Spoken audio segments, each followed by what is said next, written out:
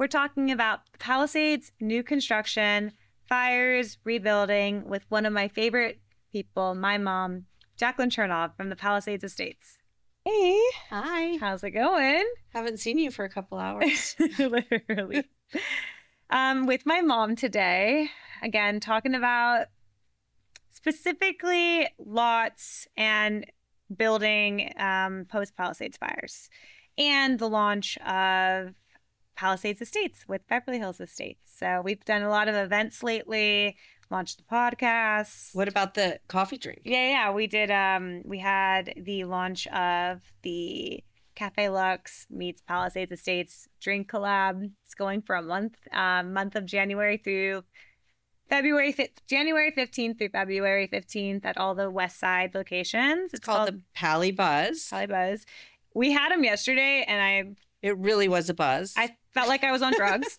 It was a buzz. It was like delicious though, like one of the best drinks I've ever tasted. Not just saying that, but the caffeine level in there was high. Ice shaken espresso with honey foam on top. Yeah. And the proceeds goes to the LA firefighters. So it's a good cause. Yeah, like the anniversary. We wanted to do something special for the anniversaries of the fires and also just something within the community.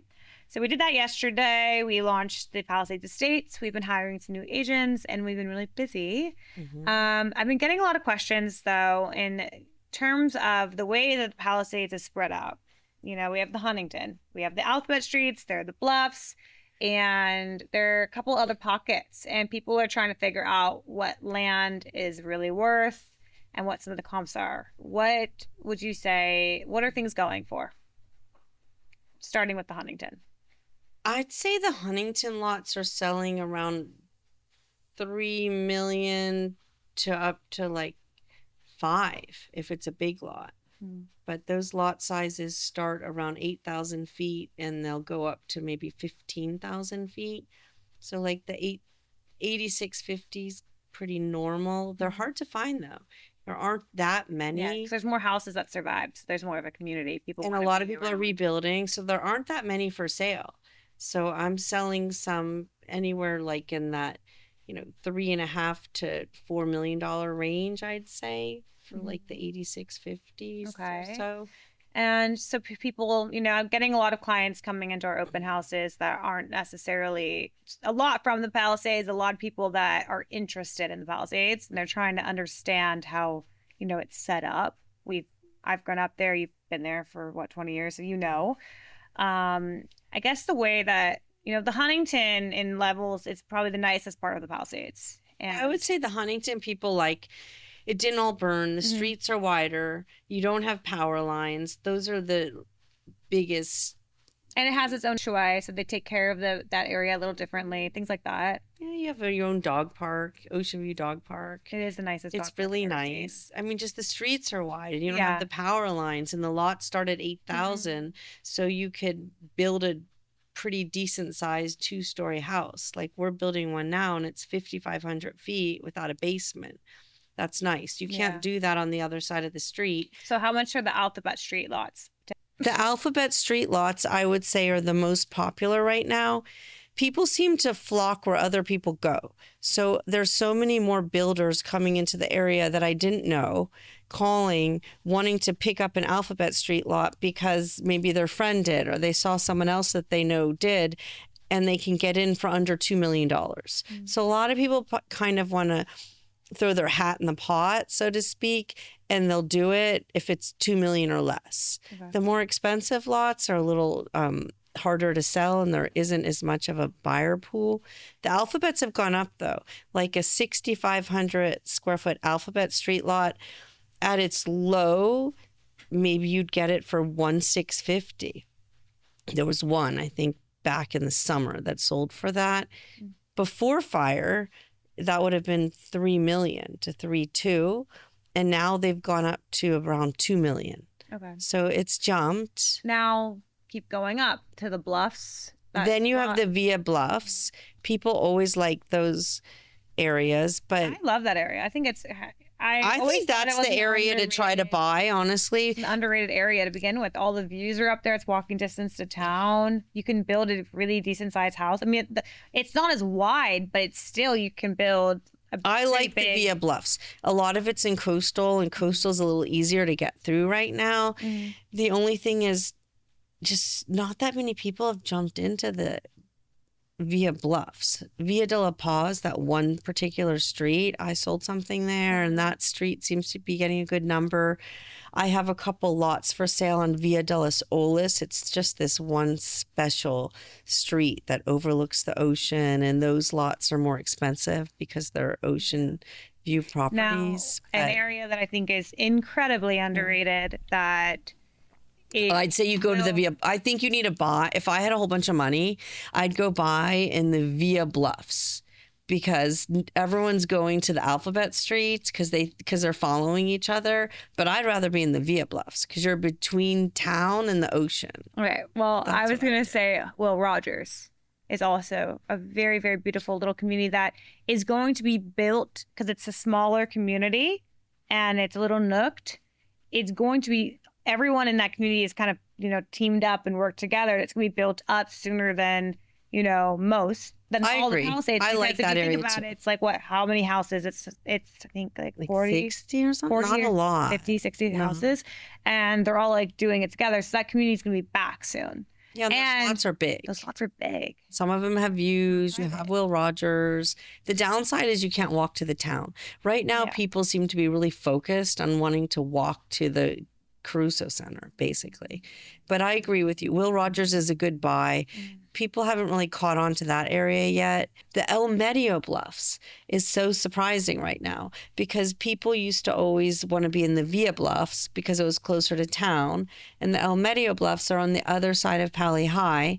But that area really didn't burn, weirdly enough. So people are flocking to that area because they can move back right now and live in an area that doesn't feel like a fire zone. When did you move? We moved to the Palisades. You were like 3 weeks old, and we moved to the Highlands in 1997. So 28 years ago. Yeah. That's And then all we I'm saying. moved down to the Alphabet Streets like 22 years ago, and then moved over to the Huntington. I mean, few years not to just to give you all the credit. You you started the whole trend here, and you're working that area. Like when people try to claim they know the area better, how can you know the area better than someone who moved almost 30 years ago? And also, our family's from New York, so essentially we moved to the Highlands. She saw this spot, and then she realized that before the town was even really like a popping place, it was cute, but it was older. I still love the older town, but it wasn't what it was now, where everyone's obsessed with it. It was something else, and you saw that, and you moved it. We moved into a teardown, which is funny because I picked the Palisades 22 years ago. We came from Manhattan, and I had it in my head that I didn't want smog. So I was like, where is the healthiest air for my two little babies? And I said the Palisades because you had the ocean air, and I was afraid. I lived in a doorman building in New York, and it was LA, and I was young and I was a little nervous. So I moved up to the Highlands in a gated community with no smog. And that was kind of why I chose it, because it was out of the beaten path. And it that was area so was beautiful. so far out, though. I'm like, But that's why I you chose can never leave that area. It's so far out. And then it became great. Then the village came and more things came. And Yeah, you know, I mean, that- you and both my parents lived in the Palisades. Dad moved to Palisades too. Mhm. Really cute. That house ended up being, I think, the next door to a house that we Dad sold. had a friend and they lived in the Palisades. And I came Yeah. from Manhattan and we visited the friend. I didn't Bernardis. know this. Yeah. And they were in the How Highlands. did I not know this? And I was like, oh, I'll pick this place. So I told Dad, this is where we want to go. Yeah, okay. He said, okay. So Easy. we ended up in the Highlands and bought a brand new house before the area really got built up and 'Cause, lived up there. in terms of LA, there's always been areas that have been hyped up, right? Hollywood Hills, hyped up. Brentwood, hyped up. Santa Monica, hyped up. Palisades was hyped, but it had this growing aspect to it that none of the other areas, like even Malibu, hyped up. Everyone was like, these areas are so LA, so cool. Palisades was like a special little nook that then each year people started to catch on more. And then it got to a point where, the Crusoes, they came in, they saw the value, and everyone like caught on to it. But So it was if still more local. Yeah. Not since the fire. It's on the map. I was up in Canada. Oh, the Palisades. Oh, the Palisades fire. So I think the whole world knows about us now, which is interesting. I was living in Europe for part of last year, and everyone was like, the fires? You lost your house. I was It was the biggest deal. And then I would be like, yeah, and I don't have any clothes, so please discount me on this order. And some of them were nice, and they would. Yeah. And some people were like, you're not in the United States. We don't care. Like, I think there's other pockets too in the Palisades over by Marquez that hasn't caught on, and parts of the Highlands that burned down. And there's some really good opportunities right now where you can get a lot for under $1 million. And I feel like maybe move outside of where everyone else is going, and you can find some really good deals right now. There's a lot of builders available to choose from, and I think we have a list up. Yeah. And it can be a fun process if you hire the right builder and you get the right designer to help you. The process can be fairly easy. You just need to pick somebody. If I talk to anyone, you got to connect with your designer. That's right. The builders, of course, you should have you should enjoy them a bit and like them, but you really need to connect with your designer.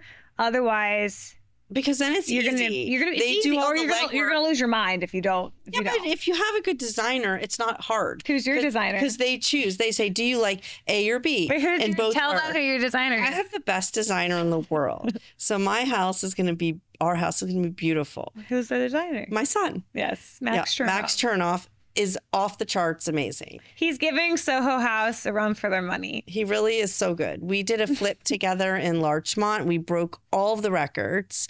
We have 2 more we're doing, and clients are begging him to work for them. I mean, he's just so good that the process is fun. Like, we'll just go to the slab yard and we'll look, and he'll go, well, this is what I thought. This is the vision board. He has it all spelled out. He's like, what do you like? A or B? A. So it all kind of works together because you can't go wrong. Because if you're building too, I will say, I mean, I might be biased, but honestly, choose earthy tones and do not do that cookie. Don't do any more cookie cutter Airbnb looking houses. Just nice. And you know what my biggest tones. Thing is? Call Max if you need help. Call us, call Max. But my biggest thing is if you go to the slab yard, there's so many beautiful slabs of marble. And people are afraid of marble because they say it stains. So therefore they'll use like a cheaper stone or a porcelain or something. Bad. But the trick is, and I did this in our house that burned, there's something called tough skin. It's like saran wrap. So you could, it's not very expensive. A company will put it on over any marble and you can't even see it.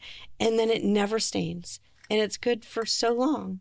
So get any marble you want and kind of seal it if you're worried about staining. That's what I did. Yeah. And we never had a problem. And like Zoe said, make it a little different, a little fun. So choose some nice tiles. You're building 2 houses, started a company within the company at Beverly Hills Estates. And I sleep very little. Yeah, I was going to say. I'm very excited. I love what I do. I was into new construction before all of this happened. How long have you been doing new construction? Over 10 years. So now I finally am just... So you're saying that this is your bread and butter. If you need help in any of this, you get me. I have all types of people. I have architects. I have designers. I have builders. I even have that. What was that tree person you told me? Oh, the best arborist. I've been doing this for so long, and all of the people help me out when I call. And I mean, it's been great. I will say one thing that's very important: pick the right lot.